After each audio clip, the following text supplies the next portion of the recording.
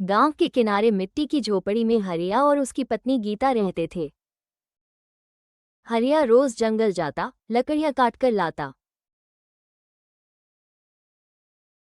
उन्हें गांव के बाजार में बेचता। कमाई इतनी कम थी कि 2 वक्त का खाना मुश्किल से जुटता। हरिया और गीता आपस में बात कर रहे होते हैं, तभी बाहर 2 कर्जदार आते हैं। हरिया, बाहर आओ। आवाज आने पर हरिया बाहर जाता है। हरिया, तुम हमारा कर्जा कब दोगे?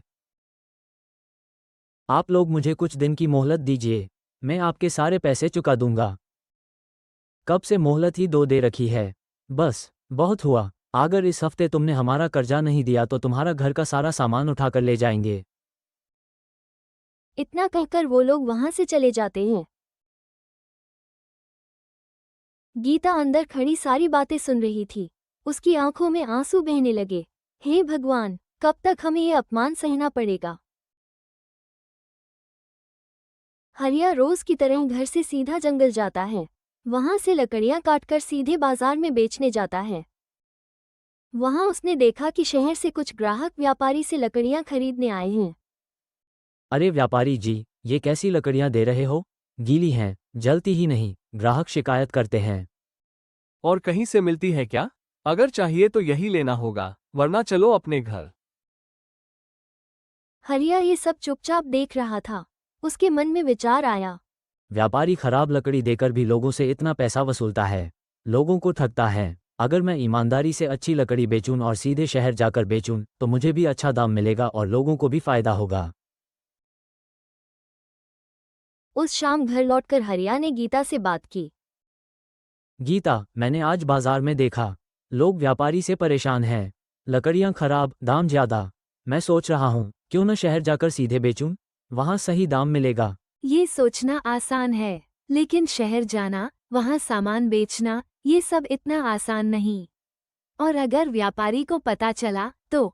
अगर हम डरते रहे तो हमेशा इसी गरीबी में जीते रहेंगे। मैं मेहनत करूंगा, शहर जाकर लकड़ियां बेचूंगा।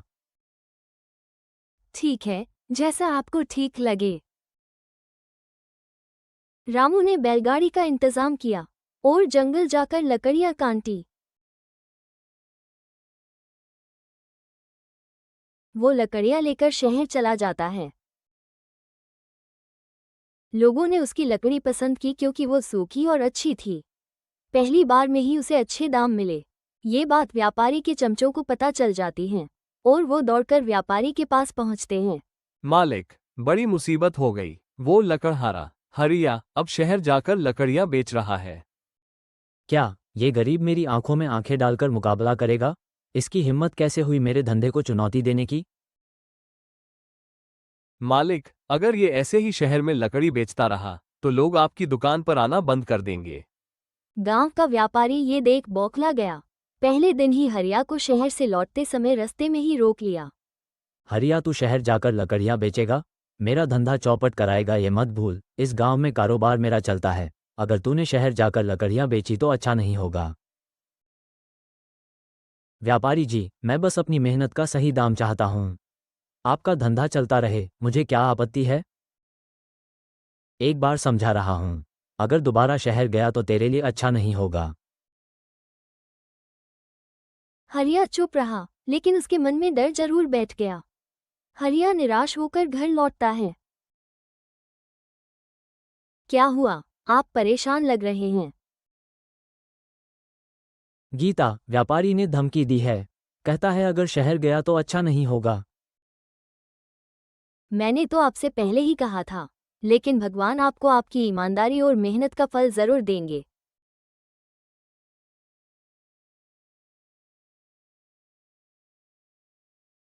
अगले दिन वो फिर शहर से लौटते समय हरिया को बीच रास्ते में ही रोक लेता है। तो तुमने मेरी बात नहीं मानी हरिया। मैंने तुम्हें मना किया था ना कि तुम शहर जाकर लकड़ियां नहीं बेचोगे। मैं तुम्हें आखिरी बार समझा रहा हूं, अंजाम अच्छा नहीं होगा, देख लेना।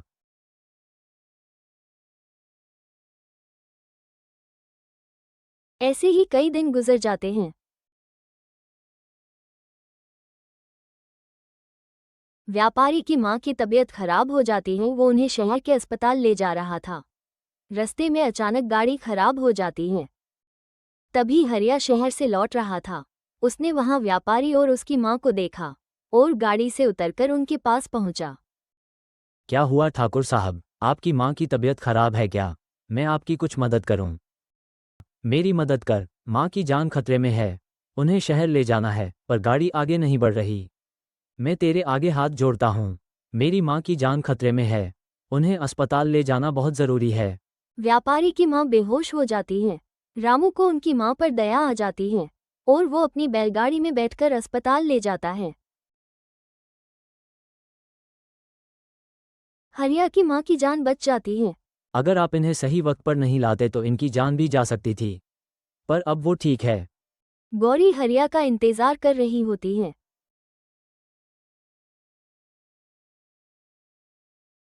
आपको आने में इतनी देर कैसे हो गई? मुझे चिंता हो रही थी। हरिया उसे पूरी बात बताता है। अगली सुबह हरिया के घर व्यापारी आता है। हरिया, इस बार मैं धमकी देने नहीं आया। मैं तेरे सामने शर्मिंदा हूँ। मैंने तुझे बहुत सताया, तेरे धंधे को रोकने की कोशिश की, पर तूने मेरी माँ की जान बचाकर मुझ पर बहुत बड़ा एहसान किया है। मैंने कोई एहसान नहीं किया। इंसानियत सबसे बड़ी है। हम गरीब हैं, पर अगर किसी की जान बचा पाएं तो यही सबसे बड़ी दौलत है। अगर तू उस दिन मेरी मदद न करता तो शायद मैं अपनी माँ को खो देता। आज मुझे समझ आ गया है कि असली बड़ा आदमी वही है जो दूसरों के लिए भलाई करे। अब से हम नई शुरुआत करते हैं। आज से तू मेरा भाई है। अब तेरा धंधा कोई नहीं रोकेगा। हम दोनों मिलकर काम करेंगे। आपको हमारी कहानी पसंद आई हो तो प्लीज़ हमें सपोर्ट करें, हमारी वीडियो को लाइक करें और हमारे चैनल को सब्सक्राइब करें।